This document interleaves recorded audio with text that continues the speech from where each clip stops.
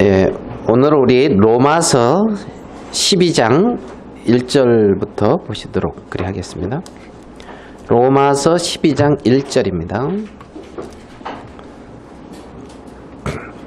로마서 12장 1절.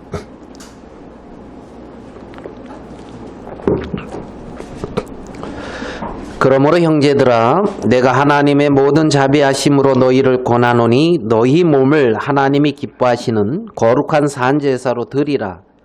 이는 너희에 드릴 영적 예배니라. 너희는 이 세대를 본받지 말고 오직 마음을 새롭게 함으로 변화를 받아 하나님의 선하시고 기뻐하시고 온전하신 뜻이 무엇인지 분별하도록 하라. 예. 로마서 12장 1절에서 2절 우리 두 절에 이렇게 말씀을 이렇게 읽어드렸습니다.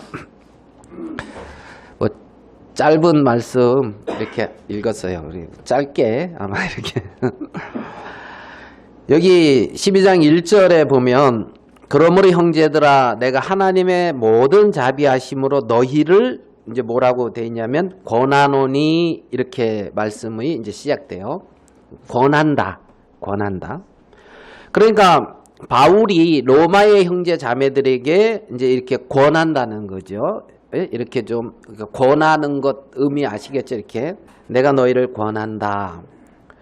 근데 이제 여기서 사도 바울이 이제 이 권한다는 이 말을 이제 원어적으로 이렇게 조금 생각을 해본다면 사도 바울이 이제 사도적 권위를 가지고 어떤 명령과 간청의 어떤 두 가지의 양면을 가지고 이렇게 구하는, 호소하는 어떤 그 표현이라는 거예요. 그러니까 이제 강구한다 이 말은 쉽게 말하면 막 이렇게 이제 이렇게 좀 어떻게 해달라고 구하시는 어떤 약자가 어떤 이렇게 뭔가 능력 있는 사람이 이렇게 구하는 어떤 이러한 어떤 의미로 접근을 할 수도 있을지 모르겠는데 여기서의 어떤 이 강구한다는 이 말은 아니 권한다는 이 말은 사도적인 어떤 권위 안에서 어떤 이렇게 되기를 바라는 어떤 명령과 또 이렇게 너희들이 그렇게 이제 되기를 살기를 원하는 어떤 호소가 이제 같이 이제 섞여 들어간다는 거예요. 그래서 이제 바울은 이렇게 이제 권한다는 이런 말들을 표현을 이제 몇몇 군데 한 것을 보는데 우리 한 구절을 더 찾아서 보면서 12장 1절과 같이 비교하고 말씀을 좀 이어가려고 로마서의 말씀을 좀 이어가려고 합니다. 우리 고린도후서 6장 1절입니다. 고린도후서 6장 1절에 우리가 하나님과 함께 일하는 자로서 너희를 또 여기도 뭐 나오지요. 권하노니 나오죠. 12장 1절에는 하나님의 모든 자비하심으로 너희를 권하노니 이랬는데 고린도후서 6장 1절에서는 하나님과 함께 일하는 자로서 너희를 권한다. 하나님과 함께 일하는 자. 야, 여러분 하나님과 함께 일한다. 이거 좋아요, 안 좋아요? 이거 어떻게 보면 야 일하니까 이거 아이고 수고스럽다. 야 참 이렇게 일만 저번 어제 이제 시골에 갔다가 이제 왔는데 뭐 이렇게 되면 우리 아버지는 이제 어머니가 그러시더라고. 자기는 일을 안 하면서 꼭 뭐 해라 그러면 누구 보고 하라는 거야 이게 이제 이런 식으로 그러면서 아유 이 더운데 일하지 마 이러고 이제 아이고 저 옥수수 그 사이에 콩 심으면 좋은데 이렇게 말씀을 이제 하신다는 거예요. 그러면 이거를 심으라는 거야 말라는 거야 이제 누구 보고 하라는 거야. 그러니까 일한다 이러면 이제 수고스럽고 더운데 막 일하려 그러면 힘들고 그러잖아요. 근데 여기서 하나님과 함께 일하는 자다. 그러면 일하는 것이 수고고 어려움인 것 같은데 하나님과 함께 일한다 이리 됐을 때는 굉장히 영광스럽게 어떻게 보면 바뀌어지는 것을 볼 수가 있어요. 근데 하나님과 함께 일하는 자로서 너희를 권하노니 하나님의 은혜를 어떻게 헛되이 받지 말라 이랬어요. 하나님의 은혜를 헛되이 받지 말라. 여기서 이제 헛되이가 이제 헬라어로 에이스케논이래요. 헛되이가. 그래서 이 뜻이 빈, 허무한 뭐 이런 뜻이라는 거예요. 그러니까 헛되이 밟지 말라 이 말을 조금 이렇게 이제 좀 더 이렇게 해석해서 표현을 한다면 하나님의 은혜를 공허한 것으로 만들지 말라.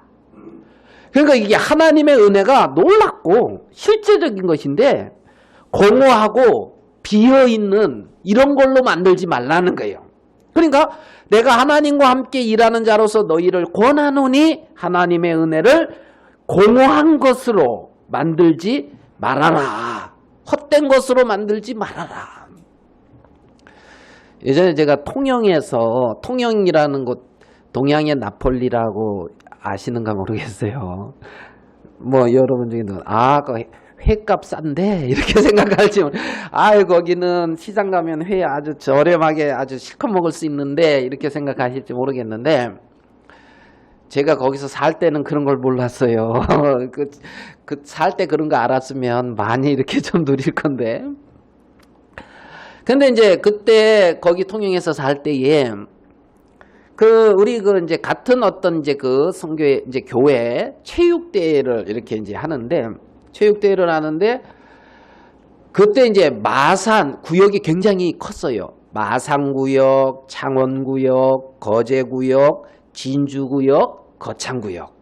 그래가지고 5개 구역이 팀을 나눠가지고 이제 운동을 하는데 제일 작은 데가 거제구역인데 제가 거제구역에 속해 있어가지고 거의 뭐 꼴찌는 이렇게 맡아놓고 이제 이런. 근데 이제 이 큰 체육관에서 이제 실내 운동장 이다 보니까 이게 엄청 도는 게 커요. 그런데 이제 마지막에 계주를 하는데 너무 크니까 이제 이렇게 형제자매들이 나와가지고 조금 이렇게 둘러 앉아가지고 이렇게 무슨 말씀인지 이해되죠? 긴 그러한 어떤 그 길을 형제자매 이렇게 둘러 앉아서 조그맣게 만들고 이제 거기를 이제 도는 이렇게 이제 했어요.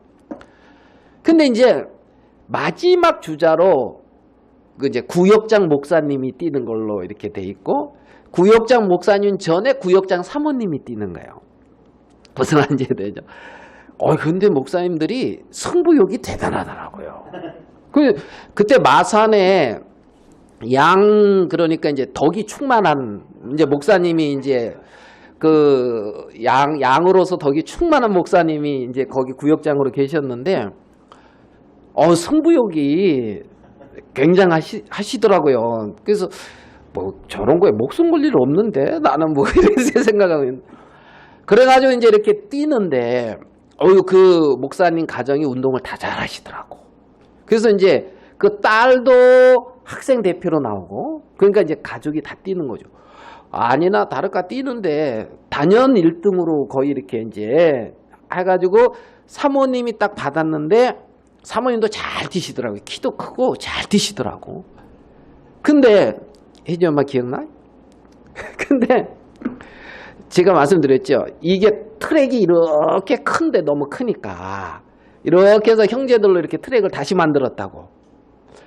그런데 막 사모님이 뛰어가는데 그 큰 트랙을 따라서 계속 뛰시는 거야. 그러니까 지금 형제 앉은 데서 이렇게 돌아야 되는데 직진이야. 무슨 말씀인지 되세요? 그래가지고 구경하던 사람들이 이제 그러는데 1등으로 저만치 갔어요. 2등은 이제 이렇게 돌고 이해됩니까? 그래서 2등 돌고 3등 도는데 1등 저만치 갔다가 이렇게 돌라니까 마지막에 이제 그 덕이 충만한 목사님이 막 차차 잡는데도 못 따라잡더라고요. 못 따라잡더라고요. 그래 이제 나중에 그 딸이 그 엄마한테 뭐라고 막 하는 소리를 이제 왜 그 상품도 재단이 이제 이게 그렇게 이제 하는 걸 들었는데 잘 뛰었거든요. 잘 뛰시더라고. 그런데 그 뜀박질이 헛된 게 된 거예요. 알겠어요? 너무 멀리 떠가지고 그 뜀박질이 1등인데 헛되게 됐단 말이에요. 우리가 하나님의 은혜를 받고 있잖아요. 잘 뛰었는데 헛되게 그렇게 뛰면 안 된다는 거예요. 그래서 하나님의 은혜를 헛되이 받지 말라, 이 말이 하나님의 은혜를 공허한 것으로 만들지 말아라. 비인 것으로. 이건 실제고 우리에게 이렇게 주어진 것인데, 그렇게 이제 사도 바울이 권하는 것을 이제 우리는 이제 볼 수가 있어요. 그러면서 6장 2절에 고린도후서 가라사대 내가 은혜 베풀 때에 너를 듣고 구원의 날에 너를 도왔다 그랬거든요. 은혜 베풀 때에 들었다는 거예요. 하나님이. 야, 구원의 날에 도왔다. 예? 뭐 누구라고 말은 못하겠는데 젊은 시절에 인생 왜 사냐 그러고 초등학교 때는 잘 나갔다고 이제 이렇게 하는데 고등학교 가가지고 괜히 그 좋은 선배들 만나서 고등학교 때부터 뭐 당굴 쳤다 하고 막 그러더라고요. 저는 당구를 왜 치냐? 탁구, 그때 우리는 탁구지. 그게 이거 운동도 안 되고, 탁구는 운동도 되고, 땀나고, 돈도 싸고, 그런데 당구 치는 거 이해가 안 갔을 시절인데, 아유, 그 당구 치고 그랬다 하더라고요. 예? 그러면서 인생의 어떤 막 그런 어떤, 그리고 이제 마음에 이제 죄 때문에 막 갈등하고 있는 어떤 이런, 그러한 소리를 들었다는 거예요. 너를 듣고, 이 말은 그걸 하나님이 들었다는 거예요. 예? 내가 왜 살지 하는 그 음성을 하나님이 들었다는 거예요. 정말 죄 때문에 고통하고 고민하고 영혼에 대한 문제를 괴로워하는 것을 듣고, 너를 듣고 구원의 날에 너를 도왔다는 거예요. 정말 그렇게 하나님이 나를 듣고 도우셨다. 여러분, 출애굽기에 보면 이스라엘 백성들이 애굽에서 그 곤욕에 고통당하고 있는 그 소리를 하나님이 듣고 내려와서 친히 그들을 건져내서 구원해가지고 가나안 땅에 이르게 했다 그러거든요. 그 고욕 소리를 들었다는 거예요. 하나님이 듣고 계신다는 거죠. 그리고 도우셨다는 거예요. 구원의 날에. 그렇게 우리가 하나님의 큰 은혜를 입은 자들인데 하나님에게 받은 그 은혜를 공허한 것으로, 헛된 것으로 돌리지를 말아라. 성경은 그렇게 말씀하고 있단 말입니다. 그러면 우리가 받은 그 은혜가 이 고린도후서 5장 앞에는 뭐라고 말씀하고 있냐면 5장 17절을 같이 한번 읽어볼게요. 우리가 뭐 다 암송하는 말씀인데 5장 17절 시작. 그런즉 그리스도 안에 있으면 새로운 피조물이라. 이전 것은 지나갔으니 보라 새 것이 되었도다.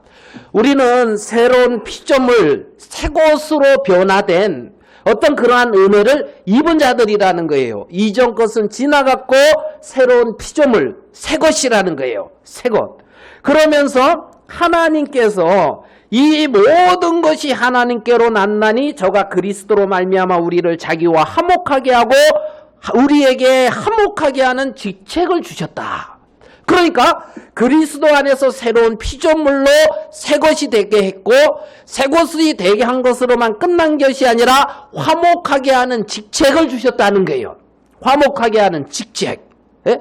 그래서 하나님이 우리와 함께 일하는 자로서 우리에게 하나님과 화목하게 하는 직책을 우리에게 허락해 주셨고 화목하게 하는 말씀을 우리에게 부탁하셨다는 거예요.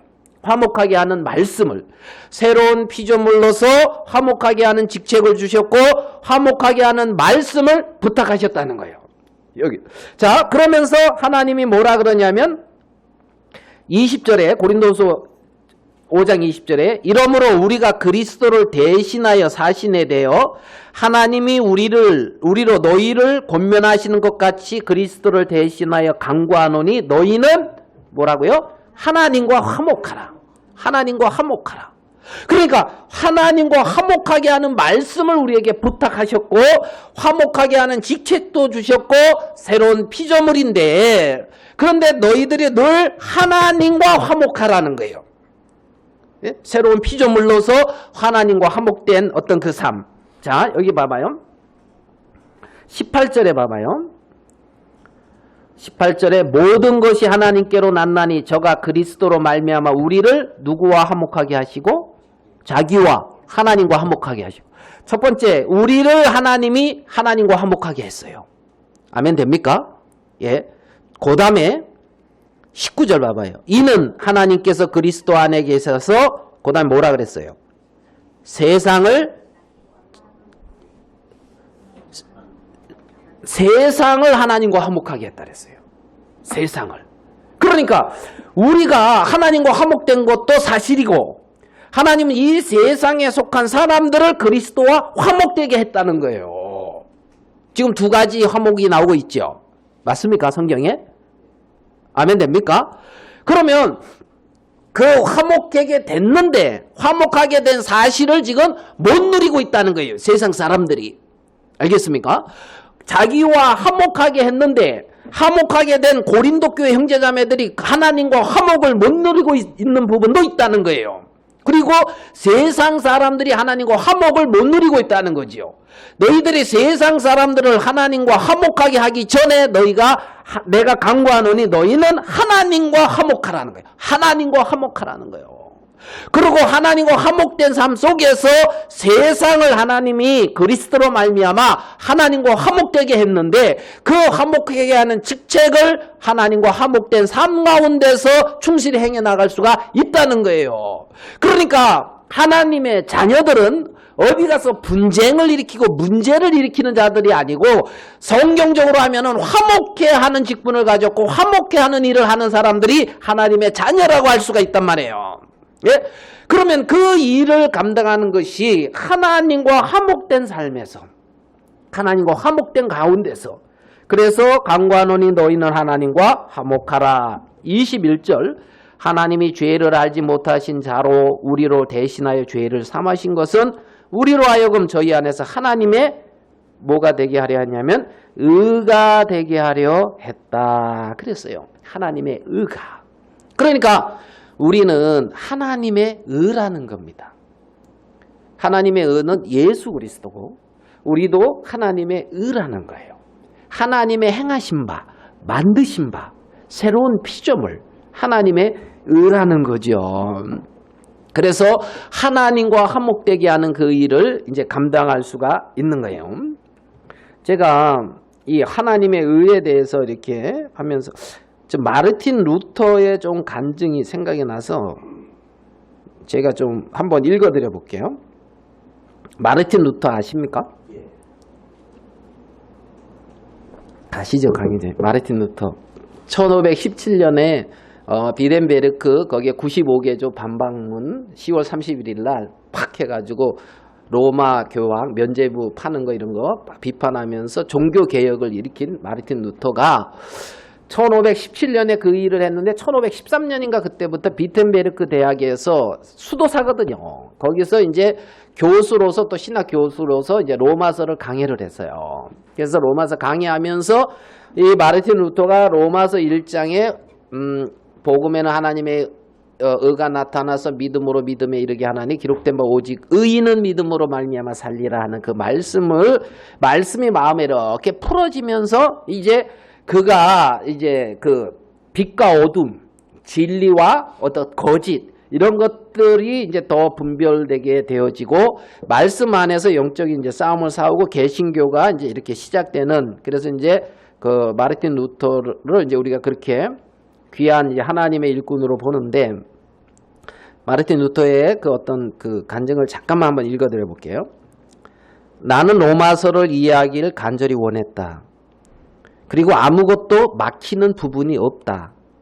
단 한 가지 표현을 제외하고 말이다. 그것은 바로 하나님의 의라는 표현이다. 내가 이것을 하나님이 의롭고 불의한 자들을 심판하실 때 공의롭게 다루시는 의를 의미하는 것으로 받아들였기 때문이다. 하나님의 의를 그러니까 공의로운 심판 그걸로 받아들였다는 거예요. 내 입장은 비록 흠잡을 데 없는 수도사이기는 하지만 내가 하나님 앞에 양심의 괴로움을 받고 있는 죄인으로 서 있다는 것이다. 나는 내 공로가 그분의 진노를 누구리틀 수 있을 것이라는 확신이 없었다. 그래서 나는 의롭고 진노하시는 하나님을 좋아하지 않았다. 오히려 그분을 미워하며 불평을 늘어놓았다. 그러나 나는 존경하는 바울을 붙잡았다. 그리고 그가 의미하는 것이 무엇인지 알고 싶은 열망으로 불타게 되었다. 나는 하나님의 의와 오직 의인은 믿음으로 말미암아 살리라는 말씀 사이의 연관성을 깨달았다.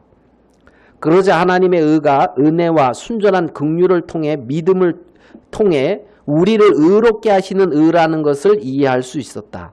그래서 내가 거듭난 것을 느꼈고 천국으로 향하는 활짝 열린 문을 통과해 들어갔음을 느꼈다. 성경 전체가 새로운 의미를 띠게 되었다.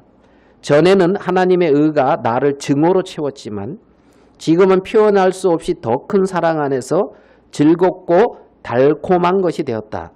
로마서의 이 말씀은 내게 천국에 이르는 문이 되었다. 이게 이제 루터의 이제 간증인데 제가 은혜로 와가지고 이렇게 적어놨었어요. 근데 은혜롭죠? 은혜롭더라고요. 그래가지고 그러니까 이제 이 하나님의 의.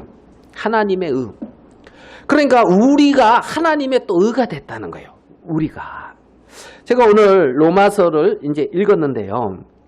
이 로마서를 통해서 사실 이 마르틴 루터도 변화를 입었고 요한 웨슬레도 이제 변화를 입었다고 이제 할 수가 있고 정말 굵직굵직한 사람들이 이 로마서를 통해서 변화를 입었는데 이 로마서를 이렇게 이제 구분을 해 본다면 이제 첫 번째는 이제 모든 사람이 죄인이다.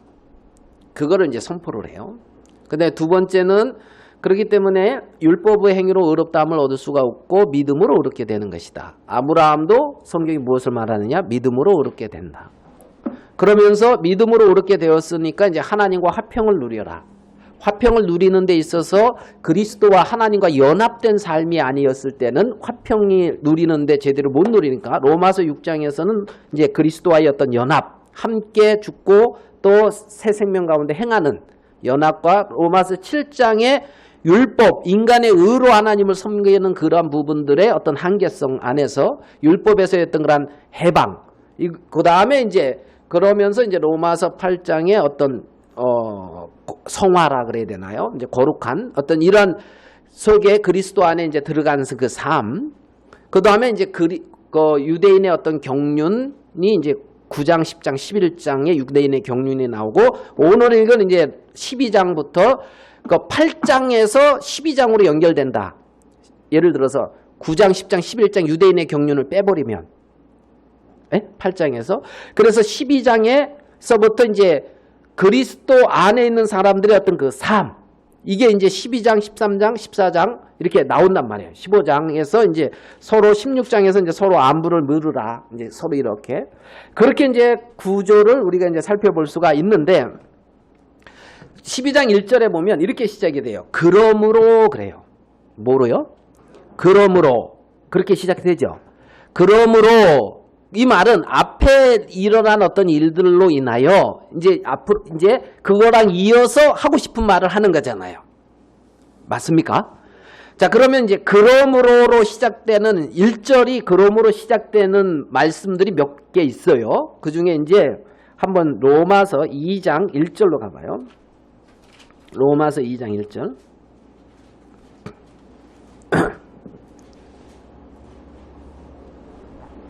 그러므로 그렇게 시작되죠. 남을 판단하는 사람아, 물론 누구든지 내가 핑계지 못할 것은 남을 판단하는 것으로 내가 너를 정죄함이니 판단하는 내가 같은 일을 해감이라. 이거는 이제 이방인이나 유대인이나 다 뭐다? 죄인이다. 이걸 지금 설명하는 거예요. 아멘 됩니까? 그러므로 이제 유대인이나 엘라인이나 다 이제 죄인이다. 죄인. 자, 그 다음에 로마서 3장 28절. 로마서 3장 28절. 찾았으면 같이 한번 읽어봅시다. 로마서 3장 28절. 시작. 그러므로 율법의 행위에 있지 않고 믿음으로 되는 줄 우리가 인정하노라. 예, 그러므로 야 이게 다 죄 아래 있어. 그래가지고 율법의 행위로 의롭다 하실 얻을 육체가 없어. 이렇게 설명을 쭉 해오면서 그러므로 율법의 행위로 그의 앞에 의롭다 하시면 얻을 육체는 없나니 알겠습니까? 믿음으로 되는 거야. 믿음으로. 그러므로 사람이 의롭다 하심을 얻는 것은 율법의 행위에 있지 않고 믿음으로 되는 줄 우리가 인정하노라. 그러면서 로마서 4장이 이제 아브라함을 통해서 믿음으로 의롭게 되는 것을 말씀하고 있단 말이에요. 그러니까 사람이 의롭다 하심을 얻는 것은 아까 마르틴 루터의 간증처럼 자기 어떤 선한 삶과 거기가 아닌 의롭다 하는 것은 믿음으로 된다는 거예요. 오직 믿음으로. 그래서 로마서 4장이 이제 믿음으로 의롭게 되는 아브라함의 이제 예를 이제 설명을 해준 거예요. 그러면 사람들이 이제 믿음으로 의롭게 되었어요? 안 됐어요? 됐죠? 그러면 끝났습니까? 야, 의롭게 됐다. 의인이다. 하나님의 자녀다. 이렇게 됐으니까 로마서 5장 1절. 로마서 5장 1절. 그러므로 예? 이제 믿음으로 그렇게 됐다 이거지요. 아멘 되죠? 그러므로 믿음으로 우리가 믿음으로 의롭다 하심을 얻었은즉 이제 끝이 아니고 우리 주 예수 그리스도로 말미암아 하나님의 더불어 화평을 누리자. 그러니까 의인이야. 하나님의 자녀가 됐어. 이제는 나는 죄에서 해방됐어. 그러면서 끝이 아니고 우리 주 예수 그리스도로 말미암아 하나님의 더불어 화평을 누리자. 하나님과의 어떤 화평된 삶, 화목된 삶. 이 부분을 이제 로마서 5장에서 그 부분을 이제 다시 말씀해주고 있단 말이에요. 그 부분으로 이제 들어가게 된 부분을. 그러면서 로마서 6장에 이제 우리 옛사람이 죽은 부분을 말씀하고 있는 거예요. 6장에. 그리고 이제 그 그리스도와의 어떤 연합. 그다음에 로마서 7장에서는 이제 율법에서의 어떤 해방. 로마서 7장에서. 그러니까 사실 주님의 은혜를 입었으면 은혜를 입고 잘하고 싶은 마음이 듭니까? 안 듭니까? 한 번도 그런 마음 가져본 적 없는데요. 이제 그러니까 이제 그런데 어떤 하나님이 기뻐하시는 삶을 살고 싶은 마음은 있는데 잘 안 되더라는 거예요. 잘 안 되더라는 거예요. 그러니까 쉽게 말하면 성경을 보고 싶은데 하고 있는 걸 보면 TV를 보고 있다는 거예요. 예? 뭐 여러분 얘기가 아니고 예? 이제 성경을 보고 싶은데 이제 이래 하고 있고 남편을 잘해주고 싶은데 바가지를 긁고 있고 이제 뭐 이런 예를 들어서 뭐 우리 집 얘기를 하고 있는 건 아니에요. 예를 들은 것 뿐이에요. 이제 잘해주고 싶고 내가 하나님 앞에 머리로 하나님이 또 그렇게 했는데 이제 보면 이제 또 안 되고 뭐 이런 식의 이제 뭐가 되고 싶은데 안 되는 어떤 이런 그래가지고 이제 안 되니까 나름대로 이렇게 자책. 아유 나는 뭐 이렇게 제대로 뭐가 잘 안 돼. 이렇게 잘 못하는지 몰라. 뭐 이런. 그래서 나는 안 되는 인간인가 봐. 뭐 이런 그런 자책 좀 해봤습니까?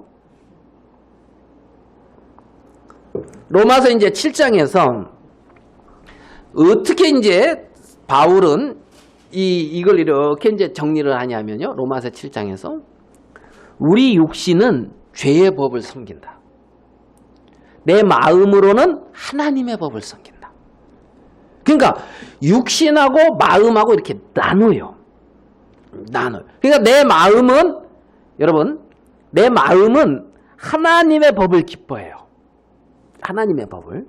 근데 육신이 죄의 법을 육신에는 어떤 선한 것이 없고 나를 죄의 법 아래로 사로잡아 가더라는 거예요. 쉽게 말하면 바울이 탐심을 품지 말라 그래서 탐심을 안 품으려 그랬어요.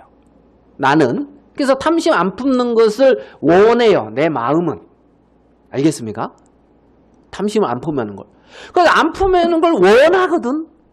그런데 탐심이 나오더라 이거요. 여러분도 혹시 그럽니까? 탐심 안 품기를 원하는데 탐심이 나오더라 이거지. 그러니까 바울이 그것 때문에 이제 고통을 이렇게 당했어요. 그러면서 내 속, 내 육신이라는 것이 있는데 여기에는 선한 게 없구나. 선한 게 없구나. 그러니까 나는 내 어떤 마음은 선을 원하는데 내 속에 있는 이 육신이 나를 이렇게 이제 원치 않는 내 지체 속의 어떤 죄의 법. 그러니까 탐심을 품지 않으려고 하는데 탐심이라는 법 아래로 나를 이끌어 가더라는 거예요. 예? 그래서 내 지체 속에 어떤 죄의 정욕이 일어나더라는 거예요. 탐심이 일어나고 그러니까 딱 보니까 아하, 내 육신이라는 놈은 죄의 법을 섬기는구나. 이 결론을 내렸어요. 무슨 결론을 내렸냐면 내 육신이라는 놈은 죄의 법을 섬기는구나.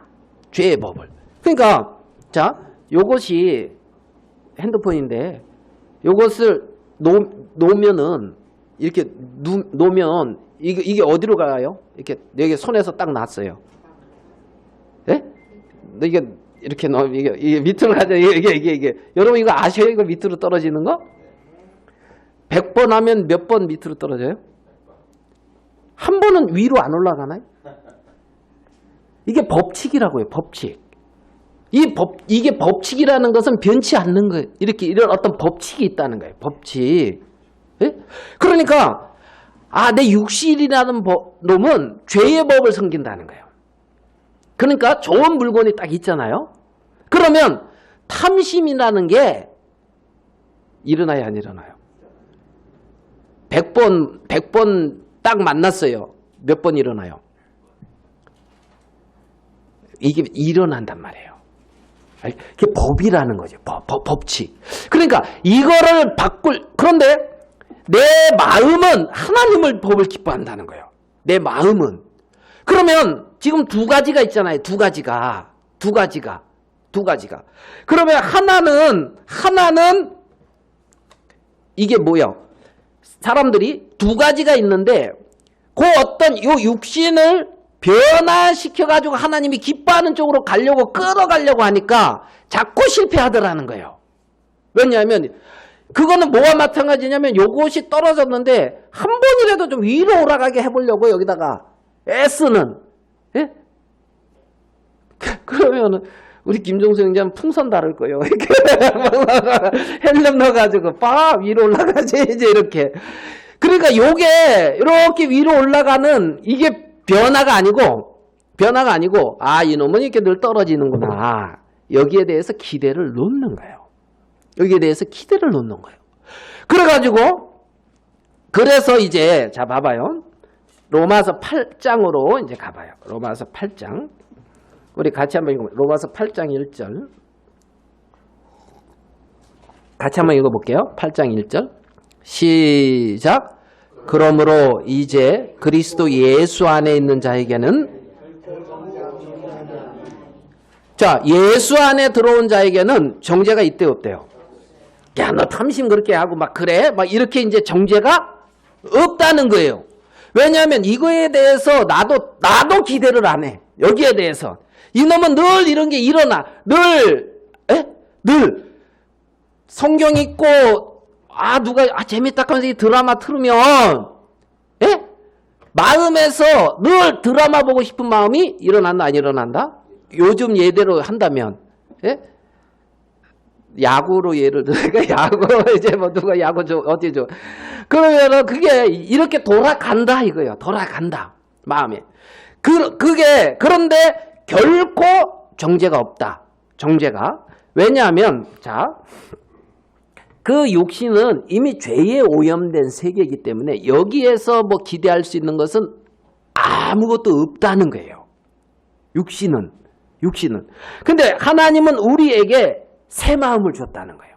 자, 우리 에스겔서 36장으로 가봐요. 에스겔서 36장.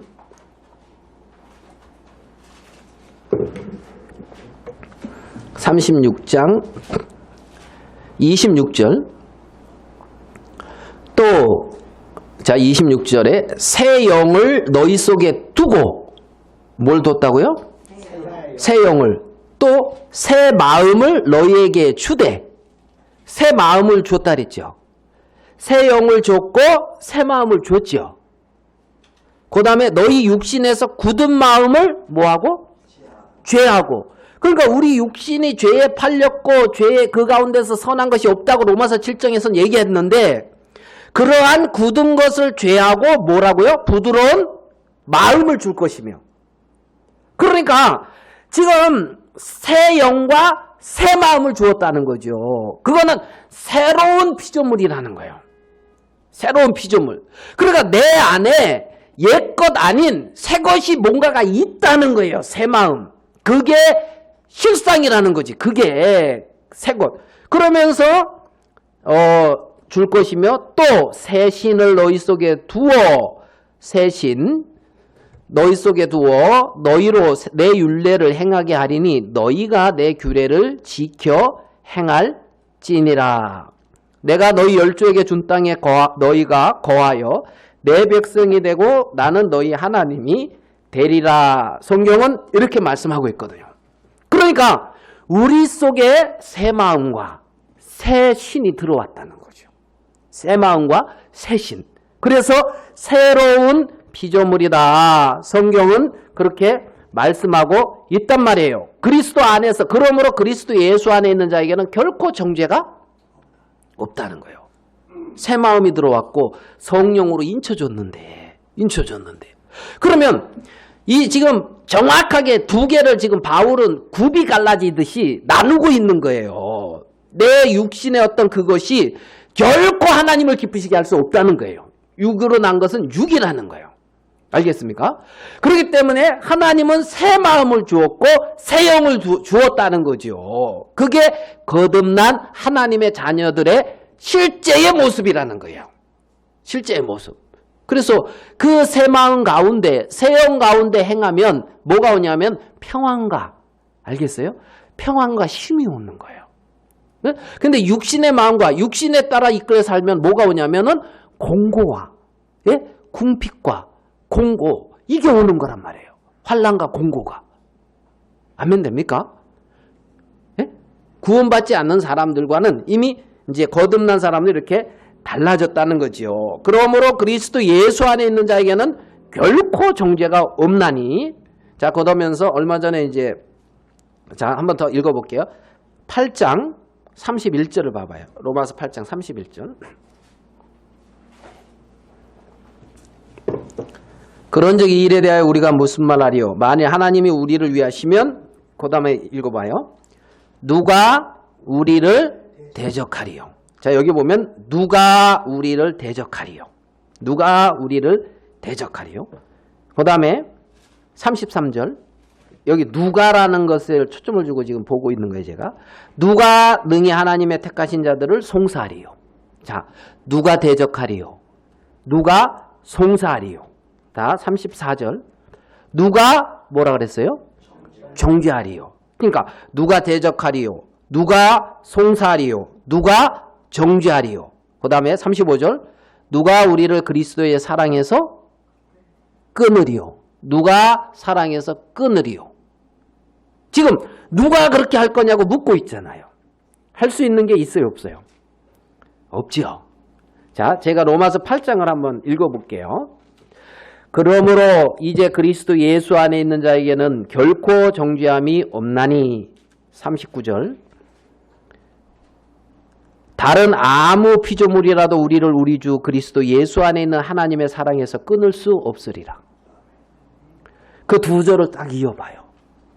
그러므로 그리스도 예수 안에 있는 자에게는 결코 정죄함이 없나니. 다른 아무 피조물이라도 우리를 우리 주 그리스도 예수 안에 있는 하나님의 사랑에서 끊을 수 없다. 그러니까 딱 정리되어야 한대요. 누가 정죄하고 그리스도에서 사랑해서 나를 끊을 수 있는 게 누가 있냐는 거예요. 아무것도 없다는 거예요. 아무것도. 그래서 우리가 이렇게 됐다는 거예요. 이렇게. 그러면서 이제 로마서 12장 1절로 가는 거예요. 그러므로 그랬단 말이에요. 이제 이렇게 됐으니까 그리스도 안에 결코 정죄가 없고 새로운 피조물이고 아무 피조물이라도 그리스도의 사랑에서 우리를 끊을 수 없는 실제의 어떤 그 상황에서 그러므로 형제들아 내가 하나님의 모든 자비하심으로써 너희를 권하노니 너희 몸을 하나님이 기뻐하시는 거룩한 산제사로 드리라. 이는 너희의 드릴 영적 예배니라. 이렇게 연결되고 있는 것을 볼 수가 있단 말이에요. 그러므로 자, 여기 보면 너희 몸을 하나님이 기뻐하시는 거룩한 산제사. 예전에는 희생할 땐 죽은 제물을 이렇게 죽여서 드렸잖아요. 그죠? 지금 여기 로마서 12장에서는 산제사라는 거예요. 산제사. 자, 가인과 아벨의 어떤 그 제사를 보면 하나님이 아벨과 그 제물을 연락했다 그랬어요. 아벨도 받았고 제물도 받았다는 거예요. 그러면 아벨의 제물은 뭐냐면 양의 첫 새끼와 그 기름이었죠. 가인은 땅의 소산으로 제물을 삼아 드렸고, 근데 가인의 소산은 안 받았다는 거예요. 여기 보면 거룩한 산제사로 드리라 이 말은 하나님이 나를 받으신다는 말이에요. 하나님이 나를 받으신다는 말이에요. 이게 지금 얼마나 놀라운 거냐는 거예요. 놀라운 거예요. 그러므로 로마서 8장에 이제 이렇게까지 정리하시면서 하나님이 나를 받으신다는 거예요. 나를. 내가 하나님께 경배하고 예배드리고 내가 하나님께 하는 모든 것을 하나님이 받으신다는 거예요. 나도 받으시고 나도 받으시고.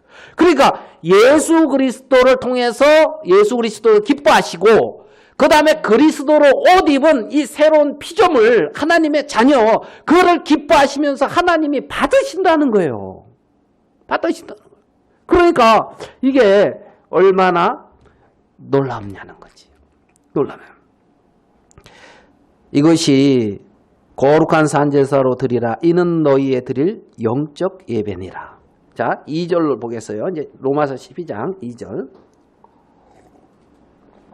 12장 2절에 보면 너희는 이 세대를 어떻게 해요? 본받지 말고 그랬어요. 자, 이 세대를 본받지 말고. 자, 요 말씀을 조금 이렇게 좀 너희는 본받지 말고 변화를 받아 분별하도록 하라. 이렇게 한번 읽어봤어요.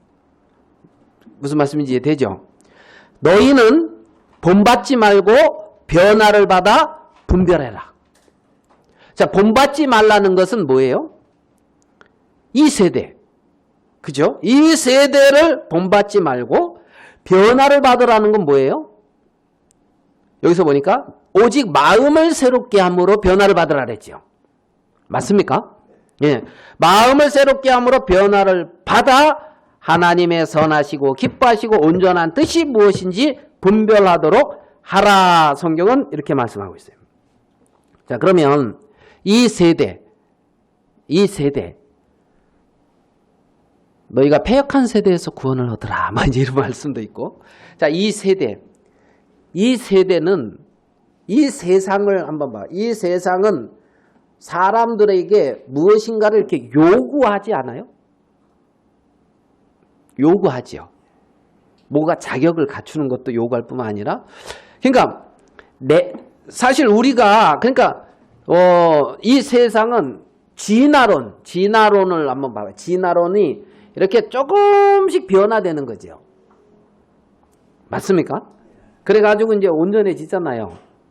예? 점점점 조금씩 변화돼서 좋아지잖아요. 근데 이게 변화되면 좋아지는 게 아니라 더 안 좋은 쪽으로 변화된다고 하더라고. 이제 틀리는 얘기에 오면. 예? 변화되면서 점점 좋아지는 게 아니고, 여러분 자신을 봤을 때 변화되면서 점점 좋아지는 것 같아요? 점점 노화되는 것 같아요?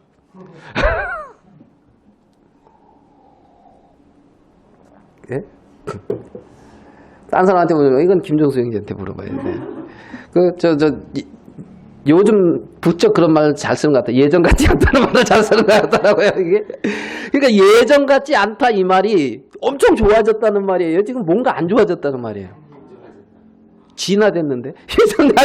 예전 같지 않고 이렇게 진화됐는데? 안 좋아졌습니까?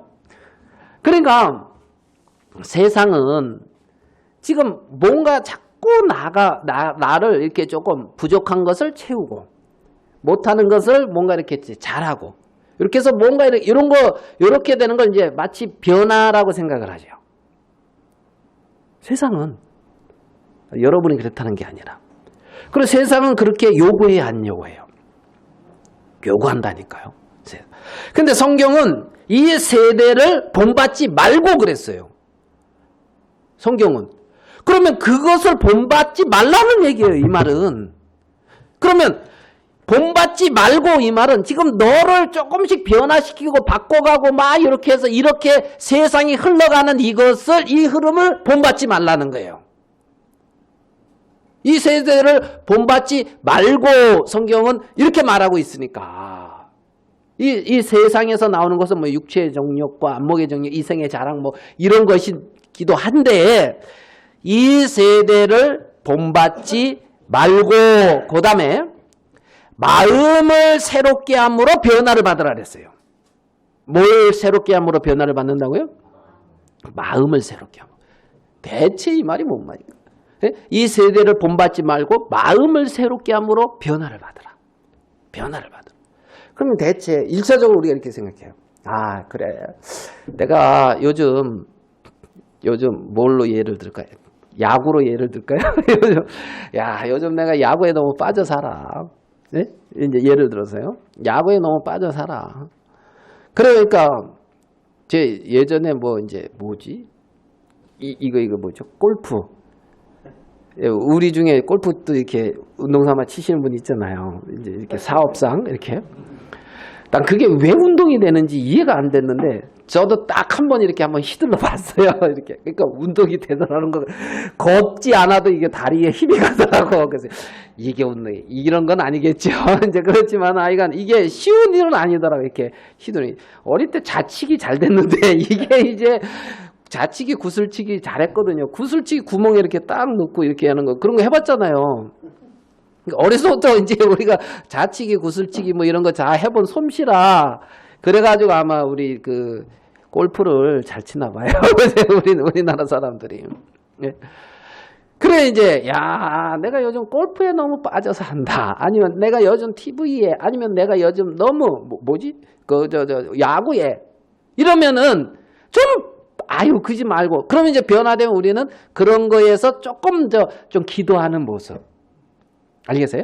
좀 성경 이렇게 보는 어떤 모습 또 이렇게 교제하는 모습 이걸 변화라고 생각을 하잖아요. 그래서 그렇게 변화되려고 하잖아요. 근데 성경은 그게 이 세대라는 거예요. 이 세대를 본받지 말고에 포함된단 말이에요. 지금 제가 말씀드리는 이 모든 말씀이 그러면 마음을 새롭게 함으로 변화를 받아 이 말은 변화 여기서 변화는 그러니까 이제 그 어떤 여기서의 변화의 어떤 의미는 뭐냐면 내가 내 힘으로 뭔가 바뀌는 것이 아니라 어떤 내 힘의 밖에 어떤 힘이 타자 어떤 밖의 힘이 나를 와서 내 능력 밖에 어떤 세계로 바꿔주는 걸 변화라 그러는 거예요. 알겠어요? 여기서 말하는 변화는 그러니까 내가 내 힘으로 조금 여기서 요 정도 뭐 이렇게 이게 아니고 내 능력 밖에 어떤 힘이 와서 나를 내 능력 밖에 어떤 세계로 바꿔주는 걸 변화라고 말하는 거야. 여기서 변화는 여기서 그러면 마태복음 18장에 예수님이 변화산에 올라갔잖아요. 변화산에 올라갔잖아요. 변화산에 올라갔는데 예수님이 확 바뀌어요, 안 바뀌어요? 완전 바뀌었죠. 변화산에서. 그것을 뭐예요? 베드로와 야고보와 요한이 봤죠. 그래가지고 여기서 이제 초막색 짓고 하나는 엘리야를 위하여 모세를 위하여 이제 예수님을 위해서 짓겠다고 했을 때에 예수님의 그 변화된 그 모습. 예수님의 변화된 그 모습. 그걸 변하다 이렇게 표현한단 말이에요. 그거를. 그러면 여러분이 그렇게 노력하면 그렇게 변화됩니까, 여러분이? 변화돼요? 이 세대를 본받지 말라는 얘기. 네? 애벌레가 어느 날 나비가 됐어. 네? 나비가. 우리 집에 가면은 병아리가 있어요, 병아리. 지금은 이제 큰 놈 3마리가 이제 또 키웠고 이제 또 부화시켜가지고 이제 10마리인가 이렇게 있어요. 10마리인가. 그래서 그걸 저 거실에다 키워가지고 참 냄새가 향기로워요. 이제 그래. 밖에 내놓으면 이제 그 야생 고양이들이 그냥 가만 안 둬가지고 이제 그 누가 이게 무슨 새냐고 묻길래 내가 사람들이 이걸 병아리라 부른다고 내가 정확히 이제 답을 해줬는데, 근데 이제 이 병아리가 21일 되면 알이 있다가 21일 되면 뭔가 이게 요게 또 깨지고 이렇게 삐약삐약 하면서 나왔단 말이에요. 그죠? 이걸 변화라 그런다고. 이걸 변화라 그런다고. 어떤 생명이 역사에서 전혀 새로운 곳으로 이렇게 바꿔놓은 거예요. 바꿔놓은 거예요. 그러면 여기서 너희가 이 세대를 본받지 말고, 이 말은 야구인 건데 뭐 내가 이제 좀 성경 좀 보고 아니면 뭐 좀 더 이렇게 주님 앞에 뭐 이거 말고 마음을 새롭게 함으로 변화를 받아, 이 말은 그 변화는 내가 지금 생각하고 있는 세계 아닌 전혀 새로운 어떤 모습이란 말이에요. 전혀 새로운 모습. 변화산에서 그렇게 바뀌었다는 거예요. 변화산에서. 그러면 마음을 새롭게 함으로 변화를 받아, 이 말은 마음을 새롭게 한다면 성령의 역사로 새로워지는 것인데, 어떤 그 육신에 대한 기대에서부터 벗어나 새로운 피조물, 여러분 새로운 이 피조물은 정말 그 계란이 알이 닭이 되는 것처럼 있잖아요. 놀랍게 변화된 모습이라는 거예요. 새 영을 주고 새 마음을 줬다 그랬잖아요. 새 영을 주고 새 마음을 줬다 했잖아요. 이 새 영, 이 새 마음은 완전히 변화된 거예요. 예전에 내 육의 마음을 이렇게 육의 마음에서 좋은 거는 이렇게 좀 이렇게 발전시키고 안 좋은 거는 이렇게 퇴화시키고 그래서 이렇게 진화된 그 마음이 아닌 그리스도로 하나님으로 말미암아 새롭게 온 새 영이고 새롭게 온 새 마음이란 말입니다. 성령으로 새롭게 함을 받아 그렇죠? 마음을 새롭게 함으로 변화를 받아. 이 말은 육의 마음에서 새 마음으로, 영의 마음으로. 결코 정죄가 없다는 거야. 그러므로 이제 그리스도 예수 안에는 결코 정죄가 없다는 거예요. 누가 정죄하는 거예요? 누가 송사하리요? 누가 정죄하리요? 예? 누가 고소하냐는 거예요. 누가 그리스도의 사랑에서 끊느냐는 거예요. 아무도 끊을 수 없는 그렇게 하나님의 자녀의 형상같이 거룩하고 새롭게 바뀌어진 것, 새로운 피조물. 그렇게 새롭게 함으로 받아 하나님의 선하시고 기뻐하시고 온전한 뜻이 무엇인지 분별하도록 하라고 성경은 말씀하고 있다는 거죠. 에베소서 우리 4장으로 가서 조금만 더, 에베소서 4장 22절.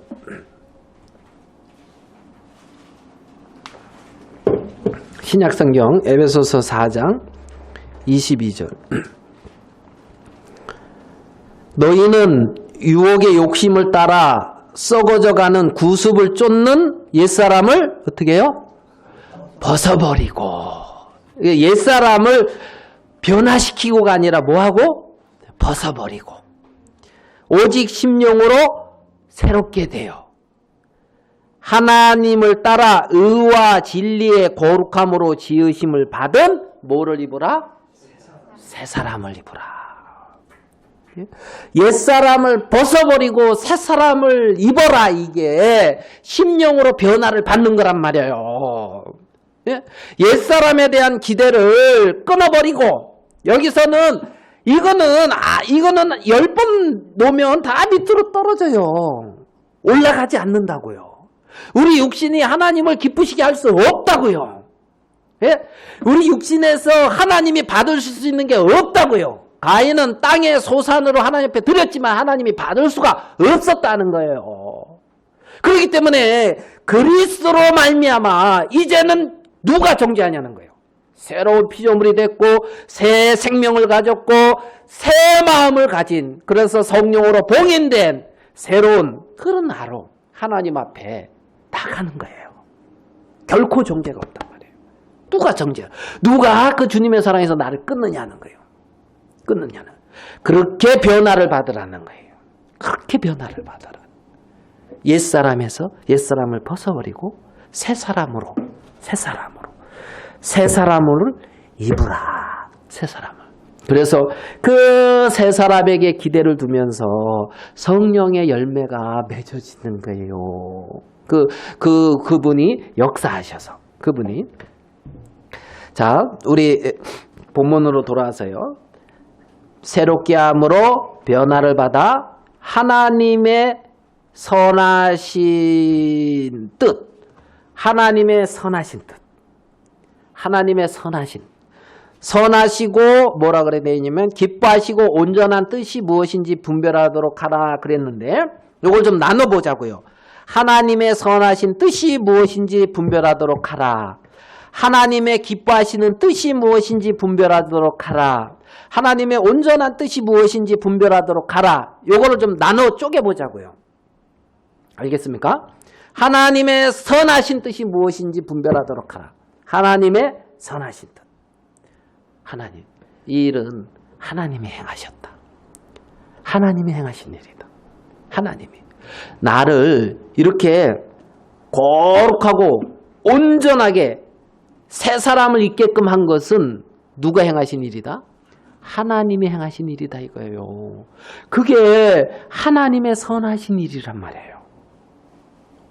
하나님이 행하신 선하신 일이라고요. 아멘 됩니까? 하나님이 행하신 선하신 일이 뭐냐 하면 우리의 옛사람을 십자가에서 못 박고 그리스도 안에 새로운 피조물로 새롭게 선한 일을 위하여 지으심을 받은 이렇게 새로운 피조물로 지어놓은 이거. 이게 하나님의 선하신 뜻이라고. 아멘 됩니까? 네? 하나님의 선하신 뜻. 하나님이 기뻐하시는 일. 하나님이 기뻐하시는 뜻이 뭐냐면요. 그렇게 변화된 우리를 보고 하나님이 기뻐하셔요. 이는 내 사랑하는 아들이요. 내 기뻐하는 자라 그러면서. 하나님이 그걸 기뻐하신다니까요. 누구를? 나를 기뻐한다고요. 알겠어요? 옆에서 바가지 긁어도 나를 기뻐한다고요. 하나님은. 아멘? 안 되나?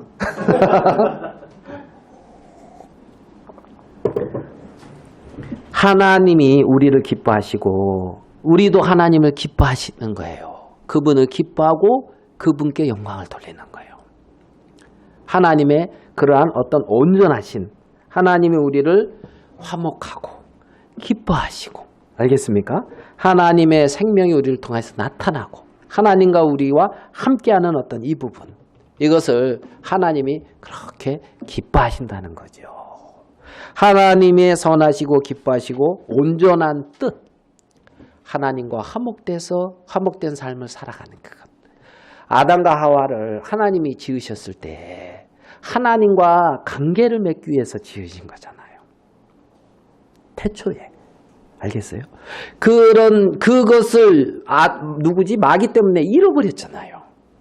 그럼 하나님은 그것을 영원히 잃어버리지 않고 하나님과 피조물의 관계가 아닌 하나님과 하나님의 생명을 가진 자녀의 관계로서 그것을 영원히 누리고 싶어하는 것이 하나님의 뜻이라고요. 하나님의 온전하시고 기뻐하시는 뜻이라고요. 온전하게. 그러니까 내 육신에 대한 기대를 이제는 더 이상 내려놓고 이 세대를 본받지 않고 마음의 성령으로 말미암아 새롭게 하심을 입어서 그리스도로 말미암아 하나님과 화목한 그 삶. 그래서 하나님을 즐거워하는 그 삶. 하나님께 영광을 돌리는 그 삶. 그것을 하나님이 기뻐하신다는 말입니다. 기뻐하신단 말이에요. 그래서 하나님이 그렇게 우리를 바꾸었다는 거예요. 그러므로 형제들아 내가 하나님의 모든 자비하심으로 너희를 권하노니 너희 몸을 하나님 기뻐하시는 거룩한 산제사로 드리라. 그러므로 어떻게? 그러므로 이제 그리스도 예수 안에 있는 자에게는 결코 정죄가 없나니. 누가 정죄하냐? 누가 송세하냐는 거예요. 누가 그리스도의 사랑에서 우리를 끊을 수가 있느냐는 거예요. 예? 누가 우리를 대적하냐는 거예요. 그러므로 거룩한 산제사로 우리를 드리라는 거지. 하나님과 늘 함께하는 그러한 이 세대를 본받는 삶이 아닌 새롭게 함으로 변화를 받아서 그렇게 주님의 생명 안에서 주의 생명으로 함께하는 그 삶. 그것을 하나님이 기뻐하신다는 겁니다. 기뻐하신다. 우리를 그러한 세계 가운데 하나님이 두셨다는 겁니다. 우리 기도하겠습니다. 하나님 아버지, 변화를 받는다는 그것이 우리의 육의 생명이 아닌 우리 주 예수 그리스도의 생명을 받아들임으로 영화롭게 의와 거룩함으로 지음을 입은 새 사람을 받은 그 변화를 받은 걸 인하여 감사합니다. 우리 육체의 남은 삶이 정말 우리를 사랑하신 그 주님의 사랑 안에서 나타나지고 또 드려지며 정말 그 주님의 사랑이 우리를 통하여 마음껏 우리 가운데 역사하시고 생명으로 힘있게 교통되어지게 되기를 바랍니다. 우리를 놀라운 정말 그리스도 안의 세계 가운데로 옮기신 주님의 은혜와 사랑 앞에 감사하고 주께 영광을 돌립니다. 오늘 우리와 함께 하지 못한 지체들 기억하시고 또 우리의 가정과 자녀들을 복주시며 하나님 정말 당신의 거룩한 이름을 위하여 의의 길로 선한 길로 인도하시게 되기를 바라며 우리를 통하여서도 당신의 거룩한 이름을 위하여 영광스러운 일들을 행하시게 되기를 바랍니다. 우리 주님 앞에 감사합니다. 우리 주 예수님의 이름으로 기도하였습니다. 아멘.